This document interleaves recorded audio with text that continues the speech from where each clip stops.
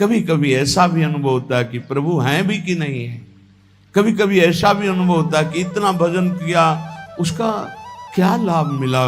बार बार विपत्ति, बार बार समस्याएं, बार बार तिरस्कार, अपमान। ये धूल भरी आंधी माया की है। आंखें तुम्हारी देखने में समर्थ नहीं हो पाएंगी धूल भरी माया में, पर आंख मूंद कर विश्वास करो, कोई तुम्हें अपनी भुजाओं में भरे हुए है। तुम्हें धूल भरी आंधी नहीं ले जा पाएगी। तुम इष्ट की कृपा पात्र हो, इसलिए धैर्य पूर्वक जैसी आज्ञा आचार्य की, शास्त्र की, गुरुजनों की, आंख मूंद के करो, मंगल होगा। विचार करने की जरूरत नहीं। गुरुजनों की आज्ञा पर विचार नहीं किया जाता। बिना ही विचार करी शुभ जानी। तो जो हमारे आचार्य कह रहे हैं, इष्ट निष्ठा, प्रसाद निष्ठा, नाम निष्ठा, धाम निष्ठा, ये सब परम पद प्रदान करने वाले। कल चर्चा में आखिरी में कहा, तुम्हें विश्वास है कि तुम्हें भगवत प्राप्ति होगी। तो पहली बार में कम, फिर दूसरी बार में ज्यादा, फिर काफी लोग नहीं थे जो अंदर से उत्साह पूर्वक बोल सके। इसका चिंतन हुआ हमें कि क्यों नहीं ये बोल पा रहे। क्योंकि उनको अपना चरित्र दिखाई देता है, उनको अपना बल दिखाई देता है। उनको प्रभु के चरित्र, प्रभु का बल नहीं दिखाई देता। अपने बल से, अपने चरित्र से कोई महान नहीं हो सकता। आप समझ लीजिए, अगर कोई महान हुआ है तो उनके चरित्र गायन से हुआ है, उनके चरित्र चिंतन से और उनके बल से हुआ है। भाई मेरी बात समझो, मेरे बल से वृंदावन रानी, जिनकी चरण कृपाते पाई, इस बात को समझो। आप में बल नहीं है, आप ऐसे पावन नहीं है कि प्रिया प्रीतम का स्पर्श कर सके, लेकिन उनका पावन प्रसाद, उनका पावन चरित्र, उनका पावन धाम, उनका पावन नाम, उनकी पावन उपासना हमको प्राप्त हो गई। हमें उधर देखना है, उधर उनकी कृपा। तभी तुम गर्व से कहोगे हाँ हमें भगवत प्राप्ति होगी। नहीं तो तुम ऐसे निराश हो जाओगे, उदास हो जाओगे। हाँ ये तो बचपन से लगे इसलिए कह रहे हैं कि हमें भगवत, मुझे कहाँ होंगी, मैं तो विषयों में फंसा हूं। नहीं नहीं नहीं, बार बार आपका उत्साह बढ़ाने के लिए कह रहे हैं हम। सोचो तुम्हें भगवत प्राप्ति हो जाएगी, क्योंकि तुम प्रसाद भोक्ता हो, तुम नाम जापक हो, तुम भगवत शरणागत हो, तुम धाम में बैठे हो। विश्वास करो। बिल्कुल सरल उदाहरण, इसको केवल दिमाग में बैठा लो। दो महात्मा भजन कर रहे थे, एक बट वृक्ष के नीचे, एक पीपल वृक्ष के नीचे। नारद जी निकले तो बट वृक्ष वाले ने साष्टांग दंडवत किया, महाराज आप तो कभी कभी भगवान वैकुंठनाथ के समीप जाते, मैं उनका दास हूं, कभी स्मृति दिलाना और पूछना कि अमुक जगह बट वृक्ष के नीचे जो महात्मा भजन करते हैं उनको आप कब दर्शन देंगे। ठीक ऐसा ही प्रश्न पीपल वृक्ष के नीचे भजन करने वाले महात्मा ने किया। देवर्षि नारद जी कुछ समय बाद वैकुंठ के दर्शन करके, वैकुंठनाथ से संभाषण करके वापस लौटे तो पहले पीपल वाले मिले। देखते ही साष्टांग दंडवत किया। इतने में बटवृक्ष वाले महात्मा ने भी देखा, समीप आ गए। दोनों ने एक साथ पूछा भगवान ने क्या कहा। तो बटवृक्ष वाले की तरफ देखा और कहा तुम्हें भगवान इसी जन्म में मिलेंगे। पीपल वृक्ष वाले महात्मा से कहा कि तुम्हें भगवान ने कहा है कि जितने पीपल के पत्ते इतनी बार जन्म लेना पड़ेगा तब तुम्हें भगवत साक्षात्कार होगा। वो नाच पड़े। बट वृक्ष वाले नहीं नाचे, पीपल वृक्ष वाले नाच पड़े, रोने लगे और कहा भगवान मुझे जानते कि मैं उनका भजन कर रहा हूं, भगवान मुझे जानते। इतना आनंद मगन हुए, इतना आर्त भाव से, हे करुणा वरुणालय, हे मेरे प्रीतम, वहीं भगवान प्रकट हो गए। उसी क्षण भगवान ने सबसे पहले हृदय से लगाया पीपल वृक्ष वाले महात्मा को। देवर्षि नारद जी ने प्रभु से कहा आपने हमें झूठा साबित कर दिया। क्यों? आप ही की खबर तो बता रहे थे, आपने कहा था पीपल पत्ते वाले को, जो पीपल जितने पत्ते उतना जन्म लेना पड़ेगा, और आप तो अभी दर्शन दे दिए। इनको बोले थे इसी जन्म में, तो चलो इसी जन्म में, समय तो निश्चित नहीं किया था, इनका तो सही हो गया, और इनके लिए आपने कहा था तो झूठा हो गया। बोले जो कई जन्म में भाव आना था, जैसे भजन कर रहे थे वो भाव अभी आ गया, इसलिए अभी मिल गए। पूरा हो गया। आप समझो इस दृष्टांत से यदि हम उत्साह संपन्न हो जाए, मुझे भगवान मिलेंगे, इसी जन्म में प्रिया प्रीतम मिलेंगे, निश्चित मिलेंगे। सोचने में क्या जाता है? बोले सोचने से हो जाएगा। इस सिद्ध पुरुष लाल स्वामी हमें गंगा किनारे एक मिले थे, जिनकी खेचरी मुद्रा सिद्ध थी। रात्रि में 10 बजे जब उनसे मिलने के लिए टाइम मिला, उन्होंने टाइम दिया, गए। अकेले थे वो, सदैव एकांत साधन में लगे रहते थे। कुछ चर्चा हुई, तब उन्होंने कहा बेटा, नई अवस्था थी, जैसा बनना है वैसा सोचो, जैसा सोचोगे वैसा बन जाओगे। इस सूत्र डायरी में लिखा हुआ है। अगर आप सोचोगे ना मुझे प्रियालाल मिलेंगे मिलेंगे, प्रियालाल मिलेंगे, पक्का मिलेंगे। इसलिए रोज उत्साह बढ़ाता हूं आपका। आप सोचिए कि आपको प्रभु मिलेंगे।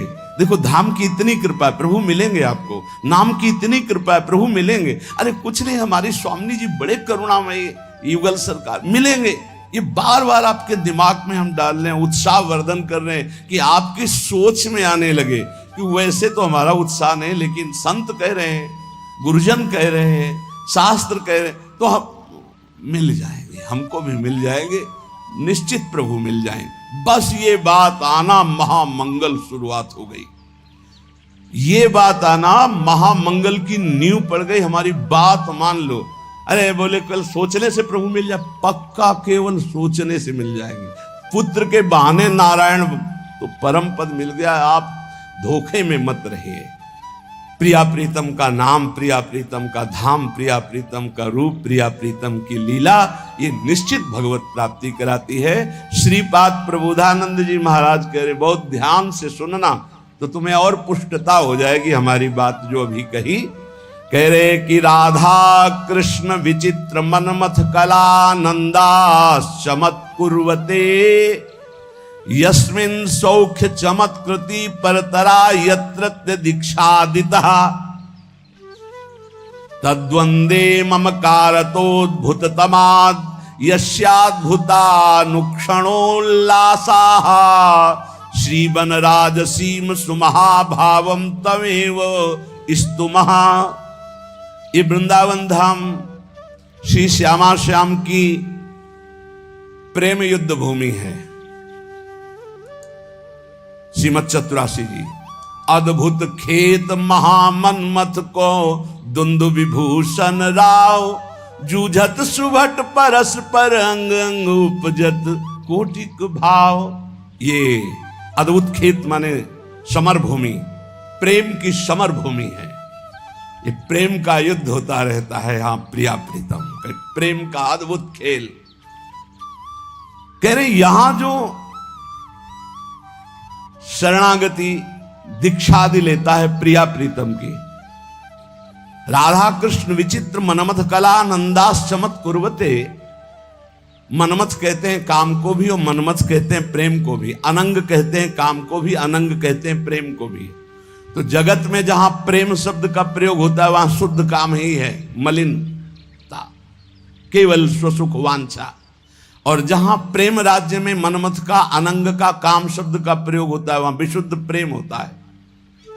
यस्मिन सौख्य चमत्कृति, अद्भुत सुख की चमत्कार आनंद राशि प्रदान करने वाली हो जाती है जो वृंदावन में दीक्षा लेता है प्रिया प्रीतम की शरणागति, प्रिया प्रीतम की उपासना। यस्मिन सौख्य चमत्कृति परतरा यत्रत्य दीक्षादिता, क्योंकि दीक्षा से उसका नया जन्म हो जाता है, ब्रजवासी माना जाएगा। एक होता है मां के गर्भ से जन्म लेना, एक होता है गुरु के द्वारा नाद से जन्म होना। एक बिंदु से जन्म माना गया माता पिता के, और एक गुरु के नाद से जन्म माना जाता है। ये नई दीक्षा जो हुई, ये नया जन्म हमारा है।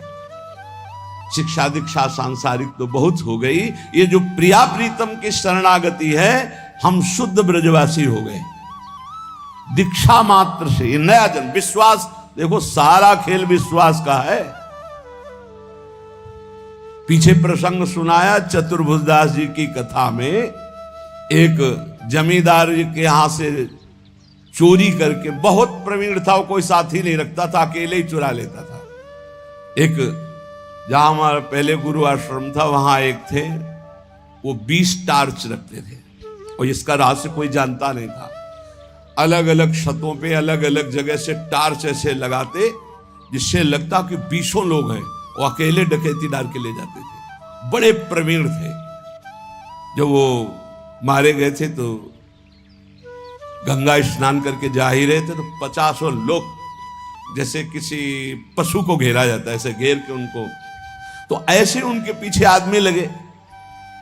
चतुर्भुजदास जी कथा कह रहे थे तो भाग करके उन्होंने सोचा यहां बच सकते हैं, तो भक्तों के बीच में बैठ गए। राज कर्मचारियों ने सोचा कि यहां चोर क्यों बैठेगा, तो उन्होंने सत्संग में कोई विघ्न ना पड़े इसलिए दूर से ही चले गए, पर वो मिला नहीं। उस समय प्रसंग चल रहा था। चतुर्भुजदास जी कह रहे थे जो श्यामा श्याम की शरणागति लेता है, दीक्षा लेता है, उसका नया जन्म होता है, पूर्व के सारे पाप नष्ट हो जाते हैं। ज्यादा पकड़ हुई नहीं, यही शब्द पकड़ पाए। सत्संग समाप्त हुआ, पास गए, कहा दंडवत महाराज, हम चोर हैं, सैकड़ों कत्ल किए हैं, चोरी किए हैं, डकैती की है, हमें दीक्षा दोगे? चतुर्भुजदास जी ने देखा कि इतनी सच्चाई से बता रहा है, हाँ क्यों नहीं, तुम्हें भी दीक्षा में, तो क्या हमारे सारे पाप नष्ट हो जाएंगे पूर्व जन्म के? हाँ पक्का, मेरा नया जन्म माना जाएगा? पक्का। ठीक है, कुछ नियम? बोले नियम ये कि अब चोरी नहीं करोगे और झूठ नहीं बोलोगे, और ये नाम दे रहे, नाम जप करो, तुम्हारा पूर्व का सारा पाप नष्ट, नया जन्म तुम्हारा। मुंडन कराओ। वो जो उनका विभत्स स्वरूप भयानक था उस हटाकर 12 तिलक लगाए, मंत्र दिया। अब तो वो चौड़ी छाती करके घूमने लगा। राजकर्मचारी घूम ही रहे थे। जो जमींदार था उसने पहचान लिया, उसने कहा चोर है, तिलक विलक लगाए लिए है, तो वही चोर। बंदी बना लिया गया, राजा के दरबार में ले गए। राजा ने कहा कि आप तो वैष्णव चिन्ह धारण किए हुए, सच्चाई से बोले। बोले झूठ बोल ही नहीं सकता, गुरुजी ने कहा झूठ नहीं बोलना, झूठ तो बोल ही नहीं सकता। पूछिए आप, चोरी की? बोले इस जन्म में नहीं की। वो जो सेठ साहूकार जमींदार था, बोले चाहे जिसकी कसम खवा लो यही है, ये बाल मुड़वा डाला, तिलक लगाए है, कंठी बांधे, यही हम पक्का कह सकते हैं। वो कह रहा चाहे जिसकी कसम, उसने कहा इस जन्म में ही चोरी नहीं की। अब राजा बड़ी समस्या में, न्याय कैसे करें? एक वैष्णव तिलक धारण किए हुए, एक सच्चाई बात कर। तो उस समय परीक्षा के लिए लीला की जाती थी कि लोहे का बिल्कुल तपाया हुआ लाल फार और ऐसे एक पीपल का नवीन पत्ता, ऊपर सूत, कच्चा सूत, ऐसे वो लोहे का फार रख दिया जाता। सूत में झलस नहीं आएगी, जला भी वो जलेगा नहीं, और 7 कदम चलो। तो अब शंका तो इन्हीं चोर भगवान पर थी, तो इनके हाथ में रखाया गया। तो मन में कहा, गुरुजी ने कहा था दीक्षा लेने के बाद नया जन्म होता है। ऊपर जोर से बोले इस जन्म में मैंने कोई पाप नहीं किया, कोई चोरी नहीं की, कोई झूठ नहीं बोला। 7 कदम क्या और 10 कदम बोले, और कितना चले? बोले फेंक दो, आप फेंक दो। बोले इसको फांसी दे दो इस जमींदार को, ऐसे वैष्णव पर दोष लगाता है। जब फांसी शब्द आया तो उन्होंने कहा कि फांसी तो ना दे, वो भी सही कह रहे हैं। तो उनका ऐसा कैसे सही हो सकता है? अब तो तुम्हारा प्रमाण हो चुका कि तुम सही हो। तो बोले फिर भी हमारा ही प्रमाण मान लीजिए, मैं ये सत्य कह रहा हूं कि चोर मैं ही हूं, ये सत्य कह रहे हैं। बोले अब नहीं मान सकते आपकी बात। बोले मान लो। तो बोले ये सत्य कैसे निकल गया कि तुमने इस जन्म में चोरी नहीं की और तुमने कल चोरी की, ये बात कैसे हो सकती है? तो उनका ये बात सुनोगे तब हम आपको हाँ बता। हमारे पीछे राज सैनिक लगे थे, जाके सभा में बैठे, वहां गुरुजी ने हमको ये सुनाया जब, तो हमने दीक्षा ली। तो इस जन्म में तो हमने चोरी नहीं की थी, सत्य हो गया, लेकिन कल चोरी की थी, क्योंकि ये भी सत्य है, नहीं तो उसको फांसी की सजा हो जाएगी। तो उनका ऐसे हम महात्मा से मिलना चाहते हैं, तुम्हारे जैसे चोर को महाभागवत बना दिया। राजा उनका शिष्य बना, पूरे नगर में भक्ति का प्रचार प्रसार हो। तो यहाँ श्रीपाद कह रहे राधा कृष्ण विचित्र मनमथ कलानंद चमत्कुर्वते। बोले अद्भुत चमत्कार जीवन में परिवर्तन हो जाएगा जो श्रीधाम वृंदावन में यस्मिन सौख्य चमत्कृति परतरा यत्र दीक्षा दिता, जो दीक्षा है, शरणागति है, प्रिया प्रीतम के गोरे चरणारविंद की शरणागति रूपी दीक्षा है। बोले ये परम सुख की चमत्कारिता प्रदान करने वाली है। युगल किशोर के चरणों की जो शरणागति ले लेता है तो ममता हो जाती है प्रिया प्रीतम से, श्यामा श्याम से ममता हो जाती है, अपनापन हो जाता है, इसी से उसको भगवत प्राप्ति हो जाती है। प्रियालाल श्यामा श्याम अपने ऐसा लगने लगता है मेरे प्रिया जो मेरे देखो माया का क्या प्रभाव है, मेरी पत्नी, मेरा पुत्र, मेरा शरीर, मेरी संपत्ति, मेरा मकान। और भक्ति का क्या प्रभाव है, ये सब झूठा, मेरे प्रिया प्रीतम। अब अंदर देखो आपको प्रिया प्रीतम में प्रीति है या शरीर में, शरीर संबंधी भोगों में या शरीर संबंधी रिश्तों में। अगर आपको शरीर संबंधी रिश्तों में प्रीति है, ममता है, अपनापन है, तो जल्दी करो, जल्दी, ज्यादा समय नहीं है। एक अहमता ममता ये जग में है दुखदाई, ये जब श्री जी की ओर लगे तो होत परम सुखदाई। मात तात सुत दार देह में मति अरुझे मति मंदा, हित किशोर को है चकोर तू लख वृंदावन चंदा। जो ममता बुद्धि प्रिया प्रीतम में प्रतिक्षण उल्लास पूर्वक होती है, वही भगवत प्राप्ति करा देती। दीक्षा लिया और ये ठसक आ गई, हमारे इष्ट श्यामा जो नवल किशोर उपासना, जुगल मंत्र को जाप, जुगल मंत्र को जाप, इष्ट श्यामा महारानी, श्री वृंदावन धाम इष्ट श्यामा महारानी, ये ठसक आ जाती, हमारी प्रिया जो, हमारी लाडली जो, बस इसी से परम पद की प्राप्ति होती है।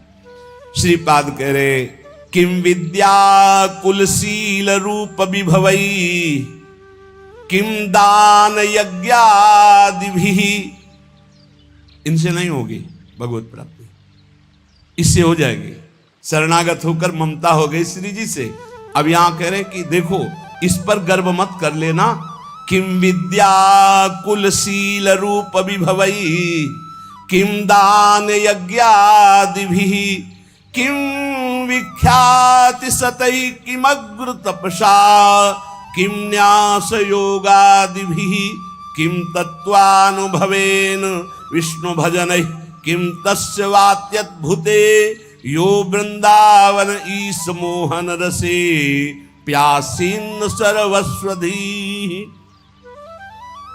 क्या हुआ, यदि तुम बहुत विद्वान हो और निरंतर भजन नहीं करते, भोग सामग्री, रुपया पैसा, संसार, यश कीर्ति, कुछ नहीं तुम्हारी विद्या किसी काम में नहीं आएगी। किम विद्या किसी काम में नहीं आएगी, पक्का नहीं आएगी। बहुत वैसे शब्दों से कहा गया है कि जैसे गधे की पीठ में ईंट लाद दो या चंदन लाद दो या वेद लाद दो, उसको बाहर ढोने से मतलब, ऐसे ही बुद्धि में केवल विद्या है, उसका प्रयोग नहीं है। कामादि शत्रु पर विजय प्राप्त नहीं की, हृदय निरंतर भगवदाकार वृत्ति में नहीं गया, तो विद्या किस काम की जो अविद्या को नष्ट ना कर दे। केवल विद्या है, अविद्या का नाश होकर के ब्रह्म विद्या जागृत नहीं हुई या पराविद्या, तो फायदा क्या हुआ ऐसी विद्या का। बहुत ऐसा है। किम विद्या, किम विद्या क्या है, अर्थ के कारण अनर्थ उत्पन्न कर दिया चित्त में। ये देखी हुई बात कह रहे हैं, सुनी हुई बात नहीं कह रहे। क्या विद्या, किस काम की विद्या रही तुम्हारी। और भी बात, ये महापुरुषों के वचन हैं। किम कुलम, बहुत ऊंचे कुल में तुम्हारा जन्म हुआ और भजन नहीं किया तुमने, भगवत आराधना नहीं की, तो तुम्हारा वो अहंकार तुम्हें नरक ही ले जाएगा, कुछ नहीं होने वाला उससे। ध्यान रखना। राजसु यज्ञ में महाभागवत सोपच की पूजा करवाई वाल्मीकि सोपच की। क्यों? क्योंकि जहां दैन्य है भगवत भक्ति वो सबसे बड़ा। अहोबत सोपच तो गरियान यज्ञाग्ञे वर्तते नाम तोभ्यम, वो स्वपच भी सर्वश्रेष्ठ परम पूजनीय है जिसकी जिह्वा पर भगवान का नाम है। प्रहलाद जी ने कहा है कि सब गुणों से युक्त ब्राह्मण है और भजन नहीं करता, मनमानी आचरण, शास्त्र विरुद्ध आचरण, तो किम कुलम, क्या उससे प्राप्त हो जाएगा। तीसरी बात कह रहे बहुत रूप है, बहुत वैभव है, बहुत शालीनता दिखाई दे रही, लेकिन भजन नहीं प्रभु का। चित्त वृत्ति को संसारिकता से हटाकर प्रभु में लगाते हुए अपने सांसारिक कर्तव्य का पालन करना भगवत प्राप्ति का हेतु होता है। नहीं तो कह रहे किम विभवई किम रूपम, ये तुम्हारा पद, तुम्हारा रूप, तुम्हारा वैभव किस काम में आएगा? अगर आपको लगता है कि पत्नी भजनानंदी है तो जीव अपने भजन के प्रताप से भगवत प्राप्ति करता है, पत्नी के भजन से नहीं। पति भजन करेगा तो पत्नी को तो, लेकिन पत्नी भजन करेगी तो पति को नहीं, ये ध्यान रखना। पाणी ग्रहण में नीचे हाथ होता है पति का, ऊपर पत्नी का होता है। आप भार ले रहे हैं इसलिए आपको हिसाब देना। अगर पत्नी भजन करेगी तो भगवान को प्राप्त होगी, आप भजन नहीं करोगे तो नरक को प्राप्त होगी, पक्की बात है। और आप भजनानंदी हो, पत्नी आपके प्रतिकूल आचरण करेगी तो वो नरक जाएगी, और अगर अनुकूल आपकी सेवा में भगवत भाव से लगी है तो उसका यही भजन उसको भगवत प्राप्ति करा देगा। सिद्धांत को समझना है। और ऐसा नहीं है कि जैसे कहा जाता है कि एक जन्म नहीं है तो 7 जन्म का बंधन है, नहीं कहा जाता बंधन। अरे 7 सेकंड का तो भरोसा नहीं। दुनिया में लाखों का मेला जुड़ा, हंसा जब जब उड़ा अकेला उड़ा। ये नहीं आएगा कि थोड़ा ये साथ ही विमान में बैठा ले, ऐसा नहीं होगा कि पत्नी पुत्र परिवार इस जगत के नाटक मंच पे है, जहां ये शरीर छूटा सबका अलग अलग हिसाब किताब अपना है। ऐसा थोड़ी कि जैसे एक लड़का लड़की प्यार का नाटक करके देखा कि नहीं मिल पाएंगे, बोले जहर खा लो तो जन्म जन्म के साथी बन जाएंगे। अरे सारे प्रेत बनोगे, नरक में जाओगे। जन्म जन्म क्या जानते हो जन्म जन्म? हाँ, एक बात हो सकती है, दोनों मिलकर डट के भगवान का भजन करो, भगवान से प्रार्थना करो तो दोनों भगवान के धाम में, जैसे हमारे गुरुदेव भगवान सहचरी बप्पू और उनके प्रसाद से अपने लोग, तो वहां सब पता चलता है मेरे गुरुदेव, जैसे अभी गुरुदेव भगवान वैसे वो उस समय भी गुरु रूपा सहचरी के हर समय साथ रहेंगे। हमारे साथ रहना है, वैसे ही आनंद लेना है तो श्यामा श्याम का भजन करो। एक ही साथ चलेंगे, एक ही जगह प्रोग्राम होगा और एक ही जगह बैठ के प्रसाद पाएंगे, एक ही इष्ट के साथ खेलेंगे। और क्या, इतनी बड़ी जगह है कि पूरा विश्व चला जाए तो भी जगह बनी रहेगी। और इतना बड़ा प्रताप है कि हर उपासक को यही अनुभव होता है कि मेरे प्रिया प्रीतम सामने दर्शन और सबको सेवा। सोचो, सबको सेवा। अरे बड़ा दिव्य, वो बुद्धि की बस की बात नहीं। श्यामा श्याम का भजन करोगे तो जिसके साथ रहना चाहोगे वो भी पहुंच जाएगा, वो साथ ही भजन करो दोनों। अगर पति पत्नी दोनों श्यामा श्याम का भजन करें तो दोनों सहचरी बप्पू से श्री जी की सेवा में पहुंच जाएंगे। पर ये बोध थोड़ी रहेगा कि ये पति पत्नी, गुरु शिष्य का तो बोध रहेगा, क्योंकि सच्चिदानंद में कि मेरी गुरु रूपा सहचरी है, ये बोध रहेगा, पहचान रहेगी। लेकिन वहां पति पत्नी सांसारिक संबंध नहीं रहेगा, पर रह सकते हैं दोनों वहीं श्री जी की सेवा में सखी स्वरूप से, या भगवत धाम में हरि पार्षद रूप से।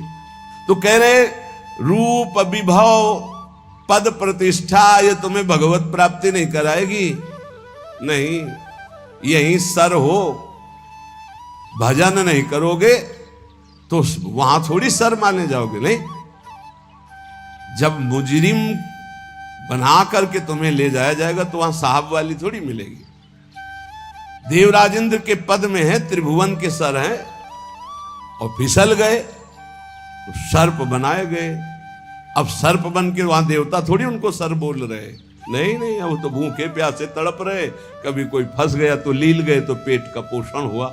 महाराज नहुष इसलिए कह रहे कि रूप विभवई, बड़े रूपवान, बड़ा वैभव, बड़ा किस काम में आएगा?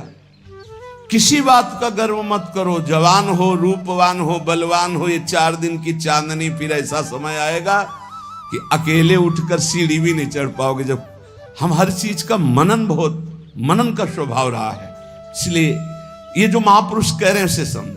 किम दानम, क्या तुम्हारे पास दान देने की सामर्थ्य? हर समय वासना का भूत चढ़ा रहता है। तू दानी, दानी तो हरि है, सबसे बड़े दाता, अनंत ब्रह्मांडों को दे रहे हैं। तुम उनको क्या दे दोगे? भगवान को क्या दे दोगे? बहुत विचित्र। और अगर बढ़िया दानी भी हो तो कोई खास बात नहीं, जरा सी बात बिगड़ गई तो गिरगिट बन के कुआं में पड़े थे महाराज नृग। ये दानियों में बड़े बड़े याज्ञिक और बड़े बड़े तपस्वी जिस पद की पूजा करते हो देवराज इंद्र का पद है, वहां दुर्दशा क्या होती तुम्हें क्या पता। जब वैसे तो बहुत महिमा है, लेकिन जब देखो ना शास्त्रीय दृष्टि से तब पता चलेगा। इसीलिए श्रीपाद बोल रहे हैं, किम विद्या किम कुलम किम शील रूप विभवई किम दान किम यज्ञादि भी और किम विख्याति सतई। तुम्हारा बहुत यश है तो किस बात का, अगर भजन नहीं है हो गया। पुण्य प्रताप से यश होता है, पूर्व का पुण्य जो है वो यश फैलाता है। अगर वर्तमान में भजन नहीं तो वो खत्म हो जाएगा जाना, तो ऐसे ही जैसे हाइलोजन नहीं फ्यूज हो जाता है, ऐसे होते रहते हैं। पूरा विश्व जय जय जय, फिर उठा के नालियों में फेंक देते छवियां। अगर वर्तमान में भजन नहीं, वर्तमान में भगवद आराधना नहीं, तो पूर्व का जो तप और पुण्य संचय उससे वाह वाह होगी। और इसके बाद फिर चारों खाने चित्त, ये माया है, बर्दाश्त किसी की नहीं करेगी। और अगर भजन वर्तमान में हो रहा है, नाम जब वर्तमान शब्द पर ध्यान दीजिए, वर्तमान में तुम्हारा चरित्र पवित्र है, तुम्हारा नाम जप हो रहा है, तो बिस्तरे सब जग विमल कीरति साधु संगति ना टरे बास वृंदा विपिन पावे श्री राधिका जो कृपा करे।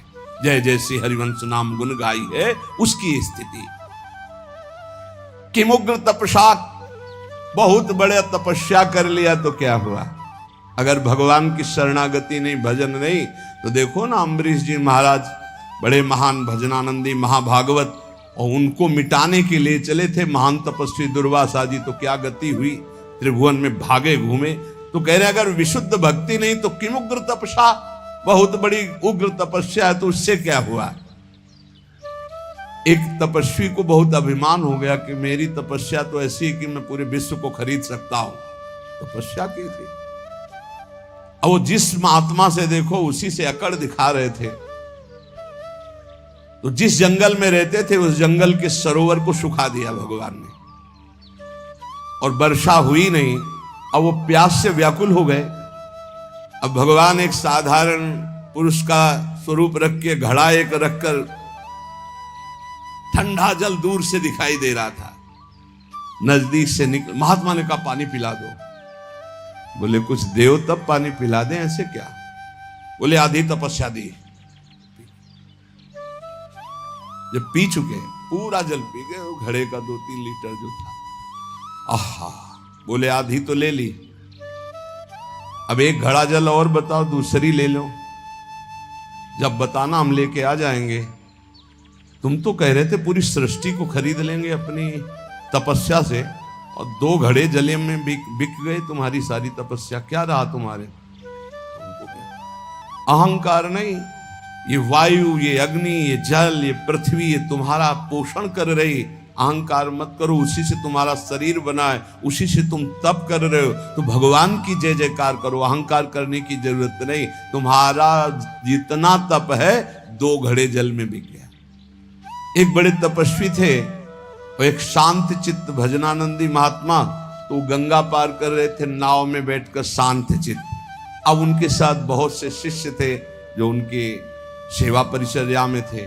ये बात देखकर एक तपस्वी महात्मा अपमान करने के लिए खड़ाऊ पहनकर गंगा जी में ऐसे साथ साथ चलने लगे। तो जो अज्ञानी जन थे हो गए, वाह भाई महात्मा हो तो ऐसा, क्या महात्मा खड़ाऊ पहनकर गंगा जल से निकल रहा है। जब पार गए तो उन महात्मा जी बिल्कुल उदास, जो नाव में बैठे थे, गए उन महात्मा से कहा, ए महात्मा क्या है, भीड़ बटोरे घूम रहे हो, कोई तप है तुम्हारे अंदर। कुछ नहीं बोले। तपस्वी होकर के नाव में बैठ करके आ रहे हो, कुछ नहीं बोले। नाविक से बात की उन महात्मा, भैया प्रति सवारी कै रुपया होता है। बोले 2 रुपया। हम अपने शिष्यों से कहा सब गिन करके मेरा भी 2 रुपया दे दो। 2 रुपया दिया।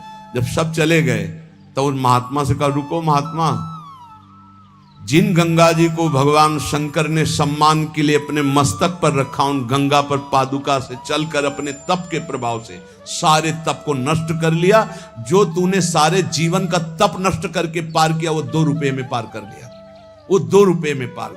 ये अगर तपस्या का अहंकार हो जाए तो 2 कौड़ी की तपस्या हो जाती। श्रीपाद कह रहे हैं कि मुग्र तपस्या और न्यास योगादि भी और एक बात कह रहे, क्या हुआ तत्व ज्ञान, तत्व बोध होना अलग बात